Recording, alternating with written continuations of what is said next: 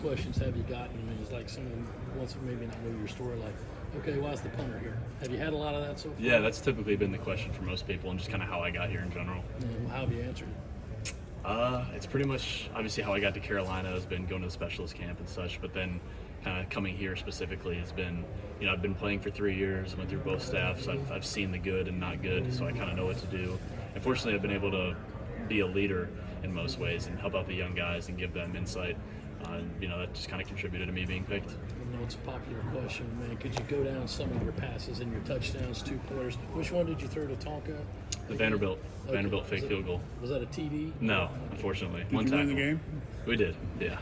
So were you holding on it? I was, yeah. Okay. I'm the holder. Are you the normal holder? Yeah, okay. yeah. Well, there aren't too many players who throw completion percentage 100% and their touchdown rate is 50%.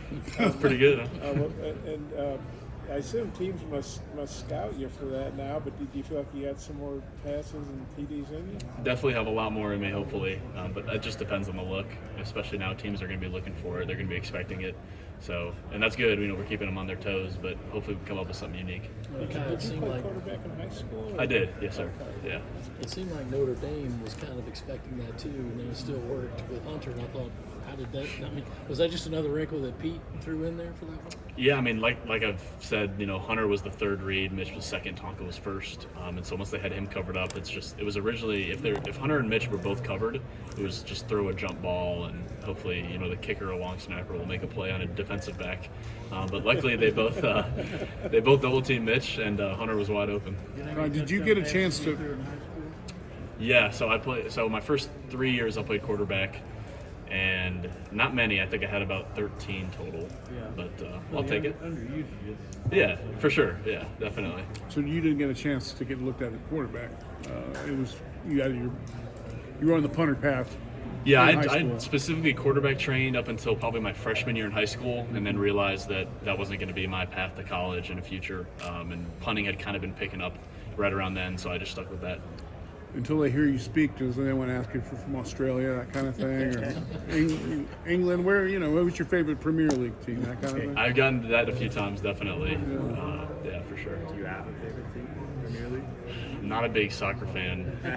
I'll watch the World Cup, obviously, but yeah. What was it like hearing your head coach give you that high praise, for maybe like an underappreciated position, and what opportunity has this been? Yeah, it's unbelievable, honestly, that the head coach of the university football team thinks that I'm worthy to be here at the media days, and it's been such a great experience so far. I've had so much fun and met a lot of people, but yeah, I'm extremely grateful and going to continue to be grateful like that throughout my time. I know say everything about a coach who loves Spencer. Exactly, he loves it. That kind of sets him apart. Mm-hmm. Yeah, because I can remember my freshman year with the old staff, it wasn't that special teams was put to the side, but we just didn't spend as much time as we do now. And it's like the small things. You think like an extra 5 minutes in a meeting or an extra 10 minutes during a practice, it makes a difference. And you've been able to see that during the games. Look at you be added up for the week. It might be an extra hour. Exactly, and that's what they talk about. It doesn't seem like much during it, but when it's game time, you've had an hour, like you said, extra practice. How many coffin corners do you think you've had? I covered Dowell. He was a holder. I'm curious, does Dowell ever do anything with you guys on special teams? That long? Not yet since he's been here, but probably during fall camp he might do something for sure. How many coffin corners have you had in your career, do you think? Ooh. Is that something you really work on in practice? I'd say inside the 20 is one of the most important, if not the most important statistic. Net punt is also very important. I think I was right at 5 yard line and in the what I'm saying, where they didn't have a chance to even. Probably total around 15 in my 3 years. Really? Yeah. Inside the 5? Yeah. Right around the 5, inside the 5. Well, no wonder Shane's beaming about you. Yeah. Pardon the pun. Hopefully, yeah. Hey, Kai, when Spencer came in, you guys voted him a team captain, even though he's new to the squad. Mm-hmm. What stood out about him, to guys who've been around the program? Yeah, so initially, when we heard Spencer was coming, and I'd seen the TV show, obviously, and so I didn't really know kind of who he was as a person. So, but I was trying to have an open mind. Obviously, if Coach Beamer believed in him, that must mean something. And it kind of, as soon as he got here, he took it upon himself to, know everybody, talk to everybody, and show that, he wasn't this arrogant kind of guy that Goofy only cared about himself, and that stood out to me a lot. And then I, instantly from then I respected him, and it's only grown from there. And now we're friends. We've golfed together and things like that. Who's better golfer? Me, for sure. Yeah. Looking back at just punting, I know you guys really go exist kick to kick, and it's always about the next one. Let's say when you're in a tight game like Clemson, you've already pinned them so many times. Did you feel yourself a little more nervous than usual going out there in the fourth and saying, you got to do it again, you got to do it again? I was definitely thinking about it because, everyone's expecting it now. It's like, well, you should, hit it to the 5 every time. And that last one wasn't a bad punt, but it's like comparative to the other ones, it looked terrible almost. But everything happens for a reason, and Nate forced the fumble, and we won the game. Did you think was as soon as it came over, feel like, oh, that's going to be trouble? And what was your reaction right then? I knew I didn't hit it as clean as I wanted, but then I looked up and saw that it was still okay, and then he fielded it, and I'm running downfield because he starts running, across the field, hoping I don't have to make a tackle. And luckily, like I said, we got the ball back. Have you made a tack fraternity in the SEC? You guys know each other, talk? We all know each other, but I'd say we don't talk too much outside of the games. Some of the guys I know just from showcase camps and stuff like that throughout high school, but we mostly just talk at the games. Did you get recognized on campus and stuff? Sign autographs, all that? Not sign autographs, but sometimes someone will yell or want a picture or something like that, so that's pretty fun. How familiar are you with Ray Guy and his career? I know he played way back when I was young. Yeah, so... have you seen some takes on him? And hang time was his kind of claim to fame. Just, if you would, just tell me about what your impressions of Ray are. Yeah, obviously, he holds the most prestigious punting award for any level. He was a game changer, the only punter in the Hall of Fame, and very unfortunate about this, this past year and his passing. But you try to be like him. You try to make your punting like he did, or have the hang times he did, those kind of things. And for someone that's struggled in the past with hang times and that's been trying to work on it, everyone is just like, look at what Ray Guy did. Take some things he did, and that's even been brought up in some trainings. Have you ever seen the play in the Super Bowl where he leaped to grab a ball with one hand to prevent the turnover? Yep. Yeah, What do you iconic. think? Have you seen? Okay, it shows that he's an athlete, and a lot of us punters are athletes and have done other things, and so it's great to see. Did you play basketball? Did you play basketball? I did. Yeah. Did you ever meet Ray Guy? No, unfortunately, I did not get the chance. He was a defensive back in Southern Mississippi. He did He was a something. DB yeah. and a pitcher as well. Yeah. Great pitcher. On the program you're not playing Georgia, Tennessee, or Florida in 2024? It's definitely upsetting in the sense of, I love going to those places. It's those rivalries that you look forward to every year. The stadium's always packed, and just the news around the game is so intense. So I'd say that's the only part that I'm kind of, upset about. But, the league's getting bigger, and we're bringing teams in that are going to compete. And, I know we play some teams that we haven't played. Or next year we're going to play some teams that we haven't played before, and that's what we're looking forward to. You playing Texas next year? Yeah, A&M. But. Okay. Kind of on that note, it seems like Kentucky's going to become a permanent rival when things get settled. What is that game like every year? I see the last. Yeah, for me it's a little more personal just because one of my high school teammates is on Kentucky. Oh, who's that? Jai Williams. Okay. His dad played for the Bears, and so we kind of have banter going on during the week. But especially last year with some of the stuff that was brought up during media days and such, it just kind of adds more fuel to the fire. And so we're always looking forward to that game every year. It's kind of like them and Mizzou and obviously some others, but that team definitely is a rival. I know it's not your position group, obviously, but having a new offensive coordinator, having new D-line coach, what's it like having those guys just in the building? What kind of impact have you seen them have already? It's similar to kind of like when we got when Coach Beamer came in, just because it's like a fresh start. Guys on offense and defense are, looking forward to learning new things and being a part of something new. And that's cool for me to see because it's like I know the guys around me are going to put even more work in to learn the new stuff, and they're excited about the future. Shane's talked a lot about needing to be better in every area, more consistent in every area, just the whole program. What did that look like for you? How's your summer been just developing? Yeah, for me specifically, it's been working on kind of that fast twitch motion because this past season I had some times where I hit, maybe a long 60-yard punt, but it's, not a lot of hang time, and they return it for 20 yards, and it's like, well, why did I hit it that far, And net punt is the biggest thing, and that's like in the NFL the biggest thing too. So this offseason I've really been focused on how I can change my hang times, and we lost two great gunners in Jalen Brooks and Darius Rush. So we're going to fill those gaps, but I got to do everything I can to make it easier for those guys. Is there anyone emerging at gunner right now who you feel confident might have that spot week one, those spots? I know AB's been doing a really good job at it, and he's probably the fastest guy on the team. So I know that, Darius Rush was really fast, and, we're kind of getting another speedster out there. Sorry, go ahead. I was going to ask, how is it to play under Pete Lembo, one of the best coaches in the nation, and obviously a fan favorite with his Lembo Ball t-shirts? Yeah, I'd say definitely he's the best special teams coordinator in the nation, and he kind of brings a new or different energy every day to the building, whether it's his World War II references, historic, somehow he manages to, slip into every meeting.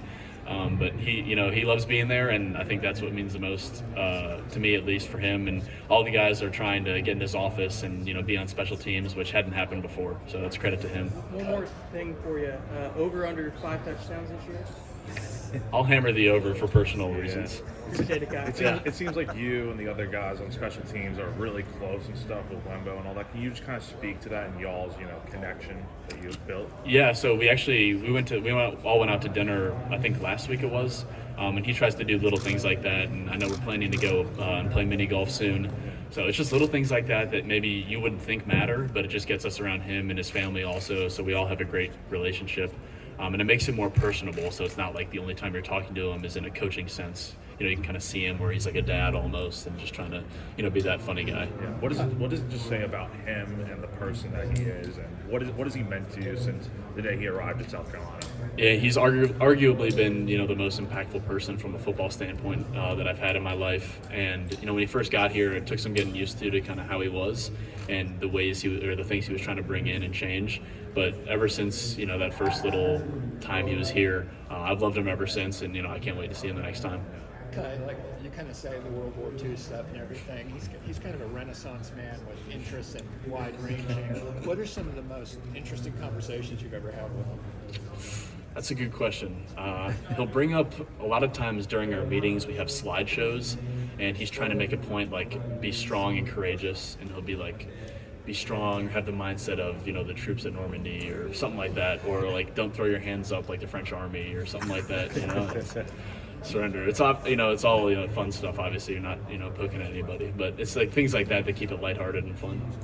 Was there a moment last season that you remember where just everything kind of just clicked for you, and that you were able to just take it from there and elevate your game?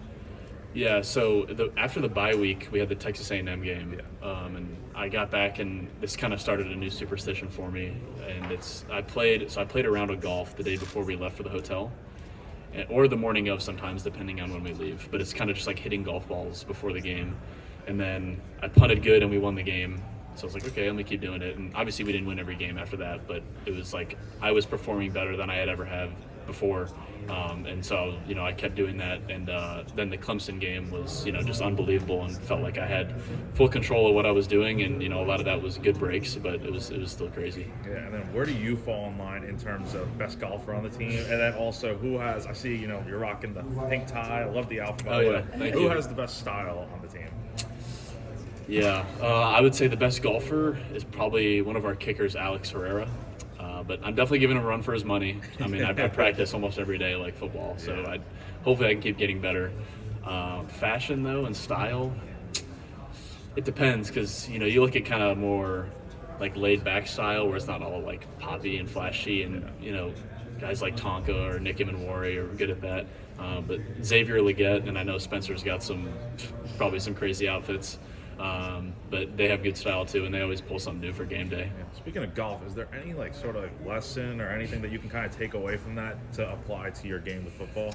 Yeah, for me specifically, golf is identical to punting and vice versa. So it's like, think about when I'm trying to hit a shorter punt, it's like trying to chip a wedge and have it spin to 3 feet, that kind of thing. So, and I'll use techniques like that to kind of make it easier on myself and to make it more laid back, and just think, you're just swinging an easy wedge, and it'll do its job from there. Are the actual mechanics similar, or is it more of like a mental thing for you? I'd say it's more mental, just because golf has a lot going on and that kind of thing. But you talk about if for golf, if your club face is a degree open, you could slice it. And for punting, if your drop is an inch inside, then you'll hit like a 20-yard punt. So in that sense, it also relates. But yeah, more so. How do you guys manage to be so good at special teams? I mean, you seem to nail it in every facet. You're throwing touchdowns against teams. It's not like people don't know that's coming. How are you able to pull that off time and time and again when you would think the element of surprise is not there? It definitely goes back to film study and knowing your opponent, and that's something that Coach Lembo and Coach Beamer harp on all the time, is know your opponent and know what you have to do. Because like the bowl game, for example, when we ran that fake in practice, I had some doubts just because it seemed if Tonka wasn't open, it was like I'm gonna have to throw a jump ball to our kicker or long snapper, which doesn't seem like the most favorable matchup if there's a defensive back on them. But then, like, sure enough, Hunter, they double team Mitch and Hunter's wide open. It's just like you have to trust what's gonna happen because he wouldn't send you out there if he didn't have full faith, because that's his job at the end of the day, and he's not gonna risk it. You talked about wanting to be a punter or deciding maybe you weren't going to be a quarterback, you were going to be a punter. When did the idea, did you ever think as a kid, hey, I'm going to be a punter? Or was that just something that literally came to you when you thought, hey, I'm not good enough to be a quarterback? Yeah, it definitely just came to me once I realized that I couldn't play quarterback, and then started going to these training camps and kind of doing better. Once I had technique, I started getting better, and then obviously the national ranking stuff. But it just kind of came along, and I'm very fortunate. I've heard other players online, throughout the country talking about, what's the easiest position to play, and a lot of them have been special teams, kicker, punter, you name it. What's your kind of argument, rebuttal for why playing punter, kicker, et cetera, is a lot tougher than it may look? I think because you've been able to see it impact games as much as it has. For instance, the Clemson game, obviously, it's every drive they didn't start inside the 10, I think it was, like they didn't score, and we had 3 times, I'm pretty sure, where they were inside the 10, and so that's 3 chances that they didn't score. And if they score 2 more points, the game, it's over and we lose. And obviously field goal speaks for itself. Game-winning field goals, that kind of thing, score points. But the field position battle is something that is not talked about enough as it should be. And I can look back at like an Arkansas game for me this past year. It was about as bad as it could get, and we still almost won the game, but they just started in so much better positions, so much more often, and were able to score quick. Whereas if I hit it closer or pinned them deep, they would have had to punt or not had to drive the whole field. You've talked about the uniqueness of being a punter. Nobody else on the team other than the place kicker really does it like what you do in the game. Because of that, is there like a network or fraternity of punters in the league or the NCAA that do you guys have like a group text, or how does that work? Yeah, so I used to have Snapchat. I don't have it anymore, but we had a group chat of all the 2020 graduates for like the punters and kickers. I think there was a snapper or 2 in there. And the whole country. Yeah. At least like that we knew, or just because you made them through these showcase camps. And we still will slide up on each other's Instagram stories or kind of DM each other like that. But it's not as detailed, at least for me, just because I'm kind of limited on social media in a way. Do you have a good story about, say, you're lining up to play somebody, you're about to pull a fake punt or maybe not pull a fake punt? I'm sure there's all kinds of confusion that goes on the other side when they play you. Do you have a good story about something that happened on the field in a game at some point with that? Everything's kind of worked out the way we expected. I can remember when Parker was here, this was my freshman year, we were playing at Vanderbilt. This was with the old staff, and we were trying to get him to jump offside. And I threw my hand and yelled, and no one moved. And I looked back at Parker, and we had probably like a 30-second conversation about whether we should snap it or not. Just like during the game, everyone's waiting, and we're just having like a casual conversation. So that's been the only kind of funny story that I could have from that. How much have you explored sort of the possibility of going to the NFL after this season and things like that? Have you seen interest from pro scouts and things like that at this point? Yeah, it's definitely been on my mind because obviously that's the goal. But I know this season is what's most important because I'm not in the NFL right now, or I'm not trying to go right now, and I'm not in the position I guess to be there right now because the way things have played out and such. But I don't hear directly from NFL people just because rules and such. But coaches I have, or like getting DMs from different people, that kind of thing. But I'm more focused on this season, and I know that if that goes well, then whatever happens next is meant to be. Okay. Thank you guys. What are you shooting your golf game, by the way? Right around 80 every time. Okay, awesome. He's all right. Thank you.